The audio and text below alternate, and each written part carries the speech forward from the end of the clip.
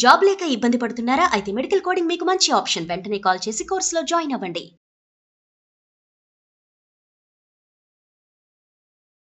నమస్తే రమగారు. నమస్తే జయ. రమగారు, మనకి భాగవతంలో చాలా కథలున్నాయి. ప్రతి ఘట్టము ప్రత్యేకమే కదండి. అవును. వాటిలో నుంచి చిన్న చిన్న కథలుగా మనం చెప్పుకోవచ్చా? పెద్ద కథలు కూడా చెప్పుకోవచ్చు. ఓకే. ఏదైనా ఒక కథ చెప్తారా మరి? మామూలుగా మనం ధ్రువోపాఖ్యానం చెప్పుకుంటాం కదా, ధ్రువుడి కథ మనకు తెలుసు. అయితే ధ్రువుడి తర్వాత ధ్రువుడి కుమారుడు ఉత్కలుడు, ఇతను చాలా విరాగిగా ఉండేవాడట. అతనికి ఏమీ రాజ్యకాంక్ష లేదు, దేని మీద ఆసక్తి లేదు. కొంచెం అతనికి మందమతిగా ఉన్నాడని భావించేవాళ్ళు క్రమంగా అతను వేదాంతిగా తెలుసుకున్నారు. అయితే ఇది అయ్యేలాగా లేదని అతని తమ్ముడైన వత్సరుడు అనేవాడికి రాజ్యాన్ని ఇచ్చారు. ఓకే. ఆయన వంశంలో కొంతకాలం అలా గడిచింది. ఆయన వంశం ఉత్కలకి ఇంకా సంసారం లేదు, అతను వెళ్ళిపోయాడు తపస్సుకి. ఉండేవాళ్ళు కదా కొంతమంది అట్లా తపస్విలు, తపస్సు ఆయనకి. వత్సరుడి వంశంలో చాలా కాలం తర్వాత అంగుడు అని ఒక రాజుగారు జన్మించాడు. అంగరాజు అనేవారు, అంగుడు అతని పేరు. ఈయన చాలా బుద్ధిమంతుడు, చాలా గొప్ప రాజు, ఎంత బాగానో ఉండేవాడు. అయితే అంత బాగా ఉన్న రాజుగారు యజ్ఞాలేవో చేశాడు. యజ్ఞప్రసాదం ఈయన వేసింది దేవతలు స్వీకరించలేదుట. ఈయనకి అర్థం కాలేదు. దేవతలు ఆ కాలం ఏమిటి, వీళ్ళు వేస్తే వెళ్ళిపోయేది, దేవతలు తీసుకోవటల్లా. ఆయన చాలా ఫీల్ అయ్యాడు. ఎందుకు జరిగింది ఇదని అందరినీ అడిగాడు. ఋషులు మహర్షులు అందరూ, వారంతా వేసింది వెళ్ళిపోతున్నాయి, అంగరాజు గారు వేసింది వెళ్ళటల్లా. అప్పుడు ఈయన పూర్వ చరిత్రలన్నీ చూసి వాళ్ళు ఏమన్నారంటే, నాయన నువ్వు ఇప్పుడు చాలా గొప్పవాడివి, పచ్చలేని రాజు వినువు, కానీ నీ పూర్వజన్మల్లో నువ్వు ఇలాంటి వాడివి కాదు. పూర్వజన్మల్లో నీకు కొన్ని సమస్యలు ఉన్నాయి, అదొక కారణం. అయితే నీకు సంతానం లేదు, అందుకని నువ్వు చేసినటువంటి దీని యజ్ఞప్రసాదం దేవతలు స్వీకరించట్ల. కాబట్టి ఈ యజ్ఞాన్ని ఇక్కడికి ఆగనే, జరుగుతున్న దాన్ని జరగని, ఇంకా నువ్వు దీంట్లో పెట్టుకోవద్దు, కుమారుడు కలగడానికి ఏదైనా ఒక యజ్ఞం చేసుకో అని చెప్పారు. ఈయన సరే ఆలోచించుకుని పుత్రకామేష్టి లాంటి ఒక యజ్ఞాన్ని చేశాడు. చాలా అత్యద్భుతంగా జరిగింది యజ్ఞం. ఈ వచ్చిన ఋషులందరూ మా అద్భుతమైన ప్రజ్ఞతోటి, గోళ్ళని మంత్రాలతోటి ఈయనకి కుమారుడు కలగాలని దీవిస్తూ యజ్ఞం చేశారు. దేవతలు స్వీకరించారు మొత్తం దాన్ని. స్వీకరించిన తర్వాత ఆయనకు ఒక కుమారుడు కలిగాడు. ఎట్లా అంటే ఒక బంగారు చెయ్యి వచ్చిందట, బంగారు ఆభరణాలు ధరించి ఉన్నటువంటి ఒక స్వరూపం వచ్చి అందులోంచి చేతితోటి పాయసం ఇచ్చారు. ఆయన చాలా సంతోషించి తను ప్రసాదాన్ని స్వీకరించి భార్యకి ఇచ్చాడు. తర్వాత క్రమంగా ఆవిడకి ఒక కుమారుడు కలిగాడు, వేణుడు వాడి పేరు, ఆ కుమారుడి పేరు. చిన్నప్పటి నుంచే క్రూరుడు ఆ పిల్లవాడు, ఎవరైనా కొట్టేవాడు, దురుసుగా ప్రవర్తించేవాడు, జంతువులను ఎవరినైనా వేటప్పుడు ఏదైనా పక్షి ఏదైనా కనపడితే దాంతో ఆడినంతే పడి మెడవిరిచేసేవాడు. క్రూరుడు. వేటకెళ్ళి, వేటలో మృగయా వినోదాలు ఎలా ఉంటాయి, ఏదో పెద్ద జంతువుల్ని వేటాడడం, వీటిపాటి దారినవి పోయే చిన్న చిన్న వాటిని కూడా వేటాడేవాడు. పరమ క్రూరుడు. రాజుకి ఏం చేయాలో తెలిసేది కదా ఆ పిల్లాన్ని. యజ్ఞం చేసి ఇలాంటి వాడిని తెచ్చుకున్నానేమిటి నేను, చాలా బాధగా ఉండేది. ఒకనాడు బాగా ఆలోచించి నేనిచ్చిన యజ్ఞంలో నేనిచ్చిన హవిస్సుని దేవతలు స్వీకరించలేదని, సంతానం కావాలని యజ్ఞం చేసి, మహాద్భుతమైన యజ్ఞం చేసి ఒక్క కుమారుని కంటే వీడింత క్రూరుడైతే రేపు ప్రజల్ని ఏం చేస్తాడు వీడు అని బాధపడి ఆయన వెళ్ళిపోయాడు ఇంట్లో నుంచి. రాజ్యం వదిలిపెట్టి వెళ్ళిపోయాడు. రాజుకి ఏకైక వారసుడు వేణుడు. రాణిగారికి అత్యంత ప్రియం తన కొడుకు అంటే. లేక పుట్టిన సంతానం కదా, మనం ఇప్పుడు కూడా అట్లా చూస్తాం. దుర్మార్గులు, దౌర్భాగ్యులు పిల్లలు, తల్లులు మాత్రం వాళ్ళని వదులుకోలేరు. తండ్రి వదిలేస్తాడు, తండ్రి వదిలిపెడతాడు, కానీ తల్లులు వదలలేరు ఆ పిల్లల్ని. వాడు ఎంత దుర్మార్గుడైనా నా కొడుకు అని ఉంటుంది మరి, కష్టపడి కన్ని పెంచిన తీరు వల్ల. ఆవిడికి ప్రీతి, వేరే దారి లేక వేణుణ్ణి రాజుని చేశారు. అందరికీ తెలుసు ఇతను క్రూరుడు అని. క్రమంగా ఇతను యజ్ఞం యాగం మాన్పించేశాడు. వాడిని ఏమన్నా పిలుస్తారంటే, ఆ దేవుడికి ఎందుకు ఇస్తారు, నా కోసం చేయండి యజ్ఞం, నేను కదా రాజుని, నేను మీకు అన్నం పెట్టేవాడిని, ఈ భూమండలానికి రాజు నేను, ఇలా తిరుక్కునేవాడు. ఈ ప్రజలకి అతనంటే చాలా విసుగు పుట్టింది, కానీ ఏమీ చేయలేని ఒక స్థితి. అయితే ఋషులని అవమానించాడు. ఆ ఋషులు ఎవరు, ఇతన్ని పుట్టడానికి కారణమైన వాళ్ళు. అతని దుర్మార్గపు ఆ ధోరణిని సహించలేక మృత్యుదేవతని ఆవాహన చేస్తే మృత్యువు వేణుణ్ణి తీసుకెళ్ళిపోయింది. వేణుడి శరీరం పడిపోయింది. ఋషులు వాళ్ళ దారిని వాళ్ళు వెళ్ళిపోయారు. వేణుడు అలాగే ఉన్నాడు. ఆ రాణిగారు కుమారుడి మీద ఉన్న అత్యంత ప్రియతమమైన ధోరణితోటి అతన్ని ఉత్తర క్రియలు చేయించలే. సంతానం లేదు వేణుడికి. ఆవిడ కొన్ని మంత్రశక్తులు ఉన్నాయి, కొంత తపస్సు ఉంది, ఆయుర్వేదంలో కొన్ని ఔషధాలు తెలుసు ఆమెకి. శరీరాన్ని పాడవకుండా ఉండేలాంటి ప్రక్రియ చేసి అట్టు పెట్టుకుంది. రాజ్యం అరాచకమైపోయింది. భూమి అరాచకమే, రాజు లేడు. లేకపోయేసరికల్లా దారి దోపిడి దొంగలు వాళ్ళు ఊళ్ళ మీద పడ్డారు. ఈ దొంగలు ఈ సమస్యలన్నీ గమనించినటువంటి ఋషులు మళ్ళీ వచ్చినప్పుడు దొంగలు ఊళ్ళని దోచుకుని పోవటం. ఎందుకంటే రాజు లేడు, కంట్రోల్ లేదు. రాజు లేకపోతే అరాచకం అంటే అదే అదే కదా. అరాచకంగా ఉందంటే పైన కంట్రోల్ చేసేవాడు లేకపోతే ఇలాగే అవుతుంది.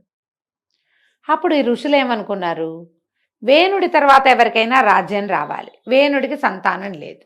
వాళ్ళకి తెలుసు మహారాణి సునీత ఈ కుమారుడి శరీరాన్ని విడిచిపెట్టలేదు అని. వాళ్ళు అందరు మళ్ళీ రాజ్యానికి వచ్చారు. వచ్చి మంత్రశక్తులతోటి వేణుడి శరీరాన్ని తీసి బయటపెట్టి ఆమెను ఒప్పించి, ఇతని వల్ల మళ్ళీ సంతానం అంటే కుమారులు కలిగే ఒక విధానం ఉంది, అది మేము చేస్తామన్నారు. అతను యజ్ఞప్రసాదంగా పుట్టినవాడు. తొడని చిలికారట. చిలికితే అందులోంచి ఒక నల్లని వాడు వేణుడి తాలూకు దుర్మార్గానికి స్వరూపంగా ఉన్నటువంటి ఒక కుమారుడు కలిగాడు. నిషాదుడని పేరు పెట్టారు. వాడు కేవలము ఇతని క్రూర ప్రవృత్తికి నిదర్శనం వాడు. అయితే ఈ కుమారుణ్ణి ఏం చేశారు, నిషాదుడని పేరు పెట్టి వాడిని వదిలిపెట్టేశారు. అతన్ని రాజ్యానికి రాజుని చేయలే.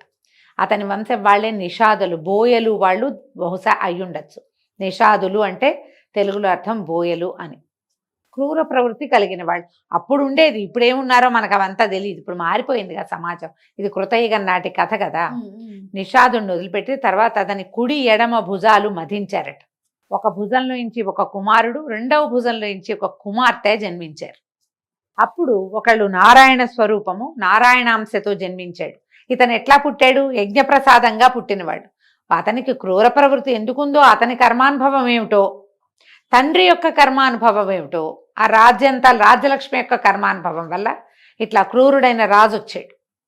కానీ అతని భుజం నుంచి మాత్రం నారాయణాంశతోటి కుమారుడు, రెండవ భుజం నుంచి లక్ష్మీ అమ్మవారి అంశతోటి కుమార్తె జన్మించారు. ఇతనికి పృథువు అని పేరు పెట్టారు. ఈ రెండవ చేతి నుంచి జన్మించిన ఆమె అర్చిష్మ అని కూడా ఒక చోట కనపడుతుంది. ఈ అర్చిని ఈ పృథువుకి ఇచ్చి వివాహం చేశారు. వాళ్ళిద్దరూ నారాయణాంశతో ఒకరు, లక్ష్మీ అంశతో ఒకరు జన్మించారు. తర్వాత పృథువు ఈ భూమండలానికి రాజు అయ్యాడు. రాజు అయిన తర్వాత అతన్ని పట్టాభిషేకం చేసినప్పుడు ఒక్కొక్కళ్ళు ఒక్కొక్క శక్తి చొప్పున ఇచ్చారు.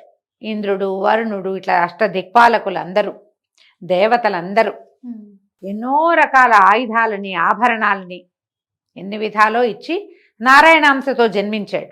పైగా అయోనిజుడు, భార్య అయోనిజే. ఈ ప్రత్యేకంగా పృథువుని చక్రవర్తిని చేశారు. చేసిన తర్వాత ఆయనకి ఏం తెలిసిందంటే, ఈ భూమండలానికి రాజుగా ఉన్నాడు ఆయన. భూమి ఏమీ పండేవి కాదు, ఊసర క్షేత్రంగా ఉండేది. ప్రజలు అల్లాడిపోయేవారు. భూమిలోంచి పంటలు గింటలు వచ్చేవి కాదు. లేవా అంటే ఉన్నాయి. ఎందుకంటే ఈయనకి ఇచ్చినట్టే భూమిని సృష్టించినప్పుడు కూడా భగవంతుడు ఎన్నో ఇచ్చాడు ఆమెకి. ఔషధులు అవన్నీ కూడా భూమిలో ఉన్నాయి. అవన్నీ దిగమింగేసింది ఆవిడ, లోపలికి బయటికి రానివ్వటల్లా. అయితే ఈయన ఈ భూమిని పట్టుకోవాలనుకున్నాడు. ఎప్పుడైతే పృథువికి ఆ రకమైన ఆలోచన వచ్చిందో, భూమి ఒక గోవుగా మారి పరిగెత్తిందట. భూమి మీదే స్వరూపం ఆమె యొక్క ఆత్మ అందులోకి ఆవుగా మారి పరుగులు పెట్టింది. ఈయనకు అందల. ఈయన ఏం చేశాడు, ఆ ఆవుని కొట్టడానికి ధనస్సు విల్లు ఎక్కుపెట్టి వెనకాల పడ్డాడు. ఎక్కడెక్కడెక్కడెక్కడికో తిరిగిందట ఆవు స్వరూపంలో. ఎక్కడికి తిరిగినా ఆయన వదిలిపెట్టల. పట్టుకున్నాడు. పట్టుకుని, నీకు ఇచ్చింది నువ్వు ప్రజలకి తిరిగి ఇవ్వటం లేదు, నిన్ను శిక్షించాలి నేను అంటే ప్రార్థించింది. నువ్వే కదా నారాయణుడిగా ఉండి నన్ను బురదలో నుంచి పైకి తీసుకొచ్చావు. హిరణ్యాక్షుడు నన్ను సముద్రంలోకి తొక్కేస్తే నువ్వు తీసుకొచ్చావు. ఇప్పుడు నువ్వే నన్ను కొడతావా? ఇలా ఎక్కుపెట్టి వచ్చావు నా వెనకాల, నేనేం చేయను? ఈ పరిపాలించిన వాళ్ళందరూ దుర్మార్గులు, దౌర్భాగ్యులు. ఆ హింస భరించలేక నేను అన్ని ఔషధుల్ని నాలోనే దాచుకున్నాను. నా వల్ల కాదు. నువ్వు ఇప్పుడు శిక్షిస్తానంటున్నావు కాబట్టి నీకు ఒక మార్గం చెప్తా. నేను గోరూపంలో ఉన్నాను ఇప్పుడు, నా నుంచి పాలని తీసుకోవచ్చు ఎన్ని కావాలంటే అన్ని, కానీ నాకు ఒక్క దూడ కావాలి. ఆవు నుంచి పాలు ఎప్పుడు వస్తాయి? మొదట దూడ కనపడాలి, దూడ పాత్ర రెండు ఉండాలి. దూడ ఉండాలి, పాలని తీసేందుకు సరైన పాత్ర ఉండాలి. అప్పుడు నేను ఎవరు ఏది తీసుకోవాలనుకుంటే అది నేను ఇస్తాను పాల రూపంలో. అప్పుడు ఈయన ఏం చేశాడు, పృథువు మనువుని దూడగా చేసి పాలు తీసాడు. ఆయన తనకి కావలసిన భూమండలానికి కావలసినటువంటి ఔషధులని ఇట్లా తీసుకున్నాడు. అప్పుడు ప్రచారం చేశాడు, అందరికీ చెప్పాడు, మీరు ఎవరెవరు ఏం కావాలన్నా ఒక దూడ ఒక పాత్రను తీసుకుని రండి, భూమి మీకు అన్నీ ఇస్తుంది అని. అట్లా ఎంతమందో పర్వతాలు కానీ, చెట్లు, తర్వాత దేవతలు, కిన్నరులు, కింపురుషులు, గంధర్వులు, సమస్తమైన వాళ్ళు, ఆఖరికి సర్పాలు కూడా విషాన్ని భూమి నుంచే తీసుకున్నారట వాళ్ళు. గంధర్వులు, కిన్నరులు, కింపురుషులు సంగీతాన్ని తీసుకున్నారు. అట్లా ఒక్కొక్కళ్ళు ఒక్కొక్క దూడని చేసి, దూడని చూపించాలి, దూడని చూపించి అప్పుడు పాత్రని, సరైన పాత్రని తెచ్చుకుని ప్రతి వాళ్ళు కూడా, దీనికి పెద్ద వివరం ఉంది, ఒక 2 పేజీల లిస్టు చెప్తారు. ఈయన ఏం చేశాడు, మనువుని దూడగా చేసి భూమిని పితికి, ఈ ఆవుని పితికి, ఈ పాలన్నీ, ఇక పాలతోటే మనకు ఉన్నవన్నీ సరిచేశాడు. భూమి మీద ఉన్నవన్నీ పృథు చక్రవర్తి ఇచ్చినవే. ఔషధాలు ఎన్నున్నాయి, తర్వాత ఖనిజాలు, అవన్నీ కూడా పృథు చక్రవర్తి తీసుకున్నాడు, బయటికి వెలువరిచాడనమాట. భూమి తవ్వితే నీరు పడుతుంది, తవ్వితే లోహం పడుతుంది, తవ్వితే ఖనిజం పడుతుంది, ఏదైనా చేయొచ్చు దాంతో. అట్లా ఒక్కొక్కళ్ళు ఒక్కొక్కటి చొప్పున తీసుకున్నారు. ఇట్లా ఈయన ఏం చేశాడంటే భూమిని తన పుత్రికగా భావించి ఆమెని పృథ్విని చేశాడు. ఆ పృథ్వీ పేరు పృథు చక్రవర్తి మీద నుంచే వచ్చింది. ఈయనకి కుమార్తెగా ఒక దశలో భార్యగా కూడా చూపిస్తారు. ఈయన నారాయణాంశ, భూదేవి నారాయణాంశ, నారాయణుని యొక్క భార్య కాబట్టి భార్యగానుంది, కుమార్తెగా స్వీకరించి ఆమెకి పృథివీ అని పేరు పెట్టాడు. పృథ్వీలో భూమి మీద పడిన గుట్టల్ని ఆయన ఏం చేశాడట, పర్వతాగ్రాలు, శిఖరాగ్రాలని పడగొట్టి ఆ గుంటలన్నీ చేసి, ఈ ముందున్నటువంటి పాలకుల దుర్మార్గాల వల్ల చెడిపోయిన ఈ భూమిని అన్ని విధాలా బాగు చేశాడు, సస్యశ్యామలం చేశాడు పృథు చక్రవర్తి. భూమికి పండే గుణాన్ని ఇచ్చాడు. భూమికి మనం ఏదైనా ఇస్తేనే వస్తాయి, ఏది ఇచ్చినా ఆ స్వరూపంలో రాదు, ఇంకో రూపంలో వస్తుంది. ఏదైనా ఇచ్చి తీసుకోవచ్చు. గింజ ఇచ్చాం, మొక్క వస్తుంది. గింజ బాధ పెడితే గింజ వస్తుందా? రాదు, రూపం మార్చేసుకుంటుంది. భూమి మీద పడితే దాని రూపం మారిపోతుంది. అట్లా ఆ భూమిని పితికి, ఈ పృథువు ఎక్కడి నుంచి పుట్టాడు, వేణుని భుజం అందించగా పుట్టినవాడు. తండ్రిగా చెప్పబడిన వేణుడు పరమ దుర్మార్గుడు. ఎంత ప్రత్యేకంగా కనపడతాయి. ఈ పృథు చక్రవర్తి కథ చూడు ఎంత బాగుంది. ఒక రాజైన వాడు తన ప్రజల కోసం ఎంత చెయ్యొచ్చు, ఏం చెయ్యొచ్చు, ఎంత చెయ్యాలి, దానిని నిరూపించిన వాడు పృథు చక్రవర్తి. ఆయనకి పెంపకం ఏముంది, తండ్రి సరైన వాడు కానే కాదు. దీనికి పూర్వగాథ ఇంకోటి ఏం చెప్తారంటే, సునీత ఉంది కదా, సునీతి అంటారు. ఈ వేణుడి తల్లి, ఆవిడ మూర్ఖుడైన కుమారుణ్ణి కనమని శాపం పొంది, అంగరాజుకి కూడా మూర్ఖ కుమారుడే కలుగుతాడని తెలుసుకుని, సరైన వాడు ఒక సంతానమే లేదు ఆయన కానీ వెళ్ళి అంగరాజును పెళ్లి చేసుకుంది. ఆయన ఏం చేశాడు, యజ్ఞం చేసి కుమారుణ్ణి కన్నాడు. ఆవిడ కుమారుల నుంచి తప్పించుకుందాం అనుకుంది, యజ్ఞం చేశాడు కుమారుల కోసం. ముందు పిల్లలు లేరు కదా, ఈ పిల్లవాడు పుట్టాడు, ఈ వేణుడు. ఆమె శాపము ఆయన కర్మానుభవము కలిసి వేణుడయ్యాడు, రెండూ కలిసి వేణుడయ్యాడు. కానీ వేణుడి వల్ల ప్రపంచానికి పృథు చక్రవర్తి లభించాడు. పృథ అని పేరు పెట్టుకుంటారు చాలా మంది. ఆ పృథ, కుంతీదేవిని పృథ అని పేరుంది ఆవిడికి. కుంతి ఒరిజినల్ పేరు పృథే. అయితే ఈ కుంతి భోజుడు పెంచాడు కాబట్టి ఆవిడ్ని కుంతి కుమారిగా పేరు వచ్చింది, కానీ అసలు పేరు పృథ. ఈ పృథ్వీ మీద పృథువు మీద నుంచి వచ్చిందేనమాట. చాలా బాగుంది కదా. ఇట్లాంటివి ఎన్ని కథలు ఉన్నాయో మనకి దీంట్లో భాగవతంలో. మనకి తెలిసిన దశావతార గాథలు ఎట్లాగో ఉంటాయి.